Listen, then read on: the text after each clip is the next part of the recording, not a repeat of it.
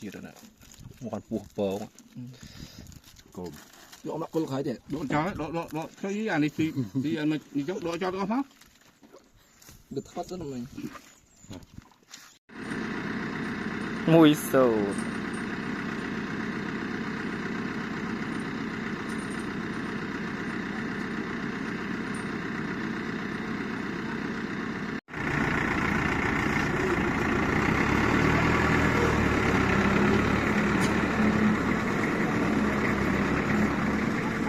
lời em còn cái lốc ạ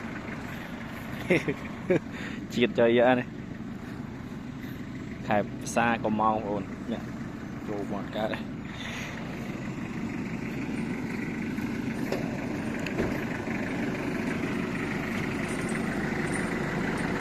rồi một cục cháo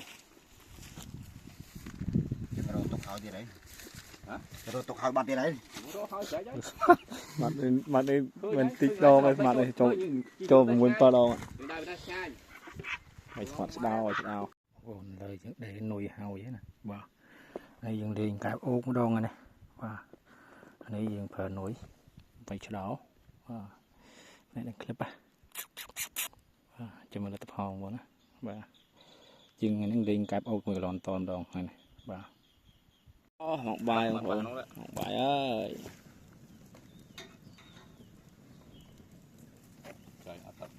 thật tăng Phật thôi rồi mình cho áp lạc coi thì mới ấy cho ngắn nó mới rò tao mang quá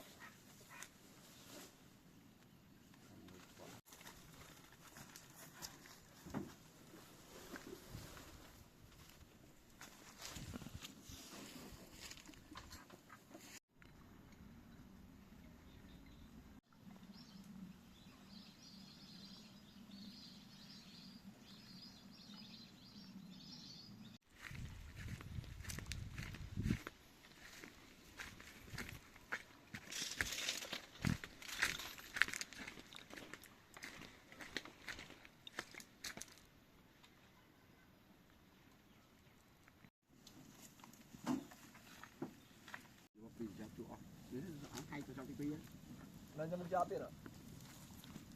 mình tên hay nè sao vậy một chai rộng thùng vai chúng ta khai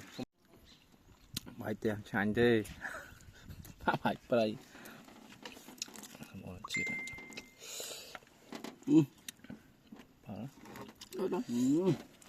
chít